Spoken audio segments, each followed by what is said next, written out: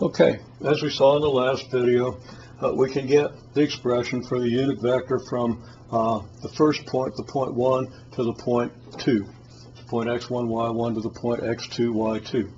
If we consider an electrostatic charge Q1 at this point, a charge Q2 at this point, then the force between those two charges, and the two charges will exert mutual and opposite forces on one another. The force is going to be K times Q1 Q2 over R squared. Now that's the magnitude of the force. The force vector will be equal to the magnitude of the force, so F with an arrow over it is the vector force. F without the arrow over it is the magnitude, and we multiply that magnitude by an appropriate unit vector, and we will get a vector whose magnitude is F. Because, of course, when we multiply any unit vector by anything else, the magnitude of the unit vector becomes the magnitude of that anything else. And it will carry the units of whatever this thing is. Now, speaking of units, K is a constant, and K is very close to 9 times 10 to the 9th Newton meter squared per Coulomb squared. So that's the value that we're going to use for K in this course. But of course, you can always look up this value to a sufficient number of significant figures, whatever your need happens to be. So now, what we want to do then is get F12, the force exerted by Q1 on Q2. So write down the expression you think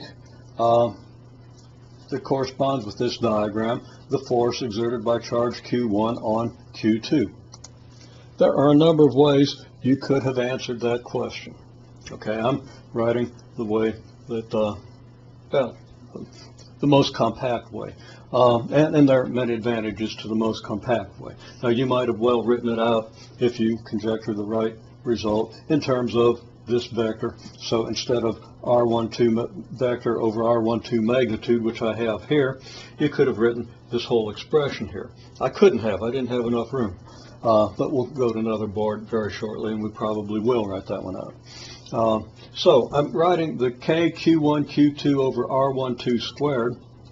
That kind of corresponds to the magnitude. Now, it doesn't really correspond to a magnitude because this thing could be negative, because your charges can each be positive or negative depending on the situation. So it's very possible this could be a negative.